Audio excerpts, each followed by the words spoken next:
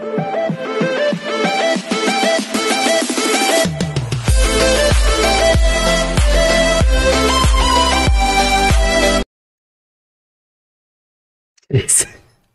everyone, this is Kiko Vlogs, a Filipino actor based here in Kingdom, Saudi Arabia, and welcome back to my channel. Malungkot na ba ang lahat? Kinakaya pa ba ng lahat for today's video? Diyos ko, dahil naluloka ako. Ang sabi ko sa inyo, huwag natin silang hamunin eh. Hindi ko sila hinahamon na. Tinatawanan ko lang sila. Okay, gawa natin itong reaction video since kakalabas na ito na kanina and all of my videos are kaka-film ko lang kaninang umaga. So ngayon lunch break ko, gagawa natin ng reaction video to. Itong barda ng mga pumipili, ng mga kumakalat na litrato. I cannot deny the fact, okay? Ito mapapatunayan ko talaga sa inyo na hindi ako dilulo. Okay? Kasi sabi ko din naman talaga from the start, hindi ako dilulo kasi yung mga video na nakikita natin is doon lang ako nag-react, doon ako kinikilig. Okay. Actually, nag-usap kami na kanina ni Madam Inertia about this photo. Hindi ko pa alam tong photo na to actually. About this photo, nakita ko, pero ang initial ko na interaction, initial ko na reaction is, ba't parang ang laki ng kamay? Ang laki ng kamay. May photos dito na malaki ang kamay. Wait. Ayan, ang laki ng kamay. Ang laki ng kamay. Kung hindi mo siya ipi-play, ang laki ng kamay, oh. Exactly, ang laki ng kamay. Ang laki ng kamay, and at the same time, mas maputi. Ang laki dito na banda. Malaki siya. Pero, ito pa. Ito lang yung naguguluhan ako for today's video. So, sobrang galing ko, pero naguguluhan ako for today's video. Charis. The cap and the Birkenstock, the sleepers, kasi for sure Birkenstock yan, and the color of the shorts are almost the same, okay? Are almost the same, pero dito sa part na to, yung makikita mo kasi yung cap is the same.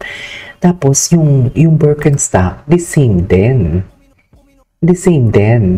Ay, pero dito kasi mas clear eh, 'di ba? Dito mas clear kaysa naman dito sa pinakaunang photo. Yung pinakaunang photo hindi masyado makita kasi nga bida-bida din tong red horse. Akala mo naman talaga. Pero paborito ko yung iniinom. Mas gusto ko yan kaysa sa iba. Just bida-bida din kasi tong red horse eh. Pero dito, kung wala lang sana red horse, makikita talaga natin yung braso. Okay? Pero dito, ayan o, ang laki. Pero ang t-shirt dito parang iba.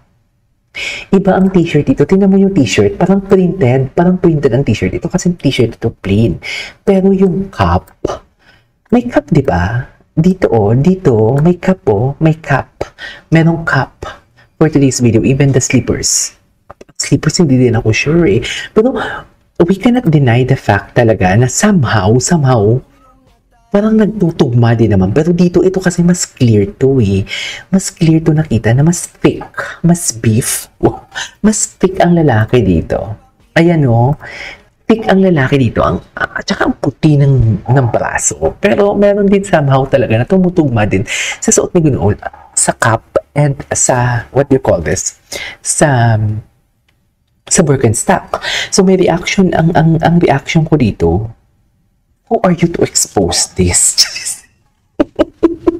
Yan talaga yung reaction ko. Kasi diba from the beginning, sinuportahan natin ang feeling na may mga kanya-kanya silang relasyon. Pangalawa, who are you para i-expose this? Okay lang sana. Hindi talaga okay eh. Hindi talaga natin pwedeng ma-okay na i-expose sila. Sabihin ko sana, okay lang sana expose nyo, pero huwag nyo yung siraan. Hindi sana ganun eh. Hindi talaga okay ang pag-invade ng privacy actually. So, eto na lang ang masasabi ko. Okay, given the fact, ang tinanong ko na kayo kahapon, susuportahan pa rin ba natin si Ginoo kung may girlfriend siya and everything? And nahihiya lang talaga ako mag-message ngayon sa kakilala ko kasi nasa bakasyon talaga siya. I am really something like, parang napaka-desperada ko naman na nasa bakasyon siya tapos i-message ko lang na hindi naman about sa amin ang business kundi about sa ibang tao, di ba? So parang nakakahiya naman yun. Pero hintayin natin ang official statement ng Ginoo. Sabi nga natin hanggat hindi nanggaling kay Ginoo ang salitang yes, girlfriend niya or he's already taken. Hindi pa din. Pero given the fact na lumabas to, magkaparehas ang cup eh. Di ba may cup siya dito? I don't know, malabo lang mabata ko. May cup eh. May cup talaga at ang kulay ng cup same talaga sa cup ni Ginoo. Di ba? Same talaga eh. 'Di ba? Pero ito kasi mas clear na version 'to. Ang lapad ng kamay. Hindi naman ganito kalapad at hindi naman ganito kaputi ang kamay ni Ginoon. 'Di ba? Si Ginoo ba? Natameme si Akla for today's video. But then again, support pa din naman tayo, 'di ba? Kahit may girlfriend si Ginoo. Aminin niyo may konting korot. Aminin niyo may konting korot. Pero hindi pa din natin mawawala talaga sa isipan natin. na may mga what you call this, may mga in-invade silang privacy and everything. Pero aminin niyo may konting korot. Aminin ko talaga may konting korot for today's video. Pero I don't know kung si Ginoo ba talaga to. Pero, diba, ang liit ng kamay ni Ginoo compare dito. Tingnan mo yung kamay ni Ginoo. Tingnan mo yung kamay ni Ginoo. Tsaka yung damit parang printed. Printed, ito kasi plain eh. Diba? Kaya mo yung magkatakot for Endgame. Endgame na daw, sabi ni Everett Lim Choco. Tingnan natin. Tingnan.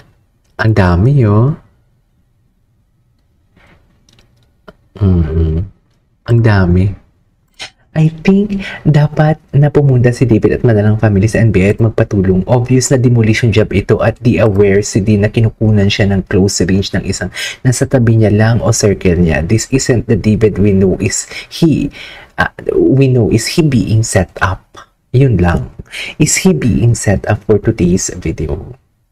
Set up pa? But we cannot deny the fact that Ginoo, if ever man si Ginoo na yun, support pa rin tayo, but the privacy itself kasi pinag-uusapan dito. Tsaka parang sinisiraan talaga siya. Parang may paninira talagang nagaganap for today's video. Di ba? Vloggers and everything. Tapos may interview. Hindi ko na yung babanggitin para hindi siya mabigyan ng engagement. Pero aside sa meron pang isang what they call this, meron pang isang akong napanood na sinuggest din yun sa akin ni Madam Inertia. Actually, napanood ko siya, Madam Inertia, habang nag-edit ako kanina. Pinakinggan ko nga talaga. Pero parang, totoo ba yun? Parang yung the way magsalita si girl, parang hindi naman. Sorry. Parang the way magsalita si girl, parang, di ba doon pa lang sa interview pa lang, sabi niya, eto na nga. Parang alam mo yung pinagplanuhan talaga na sasabihin niya doon sa, yung tipong, doon, itatanong pa lang ng ni direct something. Nagsabi na siya na, eto na nga. Di ba parang alam mo yung sasabihin niya talaga doon. I don't know. Anyways, nonetheless, nevertheless, hanggat hindi galing kay Ginoo, kung sabi ko nga talaga, kahit lumabas pa yan sa bibig ni Ginoo, parda pa din tayo. Di ba? Kasi kung ano naman, please, don't throw hate sa girl and kay Ginoo. Please, ikalma nyo yan, ihinga nyo yan. May kanya-kanya tayong buhay, may kanya-kanyang buhay din si Ginoo. Kung hindi man nasunod, of course, gusto talaga natin sana masunod. Diba? Gusto talaga natin masunod. Pero kung hindi man talaga nasunod ang gusto natin for today's video, it's okay. It's beyond of our control. Okay? It's beyond of our control. So please, don't spread negativity. Kalma lang tayo. Okay, kumalma lang tayo. Well, it is what it is. Kung si Ginoo man talaga yun, hintayin na lang natin magsalita si Ginoo for today's video. Okay? Hintayin man natin si Ginoo magsalita for today's video. But we don't give validation sa mga nangyayari na to. Because they are something like pinababagsak talaga nila si David and akala nila talaga mapapaniwala na tayo. Hindi tayo titigil. Hindi talaga tayo titigil. May girlfriend o wala, may kanya-kanya silang buhay and everything. Andito tayo because of their craft, because of their charm, because the way they act in front of camera, the happiness that they give. Before pa, andito na tayo, may boyfriend man sila o wala. May kanya-kanya man silang buhay and everything. Andito tayo. Okay? So please don't spread hate. We do love them no matter what. Pero tandaan ninyo, pag ang manok nakatali, mas mabilis hulihin. Mga agaw naman pala ng relasyon for today's video ang gusto ni KJ ngayon. Eme lang. Pero we cannot deny the fact na somehow nag-a-align ang mga itong nakikita nating photos sa mga and everything, mga damit and cap and everything. But the real problem here is scary. What are they trying to do with this one? Ano ang gusto nilang patunayan kay David? Ano ang gusto nilang gawin kay David? Yun eh. It's just like gusto lang nilang i-expose na may girlfriend. Okay, kung may girlfriend, tapos ano? Kung may girlfriend, tapos ano? Diba? They will create negativity para magkaroon ng hates kay David. Something like that. Ganun ba yun? Hindi naman siguro makatarungan yun. David created or something like ginawa niya yung name niya ngayon from the scratch. He started from the scratch. Pinaghirapan niya yan. Tapos ganun lang, sisirain lang dahil pinapakalat na may girlfriend siya at hindi siya nagsasalita. Ganun ba yun? I don't think so. But I think so. Just, ano ba talaga, KJ? Nagkakandara pa na for today's video? Nagkakagulo na ba ang lahat? But, yeah, that is pero panoorin naman na natin to. Ano pa ba? Kung hindi siya para sa akin, ipilit natin. Ipilit natin. Charis. Una, sabay, ayan na doon. Sabay-sabay tayo. Kanilang multo. Pero anong nangyari? Ano yung mga interviews na nakikita natin? Ano yung mga nalalaman natin? Hindi pwedeng hindi yung totoo yung mga nakita ko and nalaman ko na sinabi sa akin. Yan yung importance ng huwag ka talaga maging specific. Kung may alam ka, don't give too much information. Huwag kang maging TMI or else kalas. Diba? Kalas. Kaya nga yung mga lumang video lang din talaga yung mga ginagawa ko na reaction video or mga kilig-kilig. I don't something like talking too much information. Kasi once na pumalya ka, awit sa'yo mga mami. Pero ano yun? Ano yung interview? Ano yung nakita natin? Speech sa PMPC. Nakatingin si Alexander, sabi ni Alden. Ano kaya yun?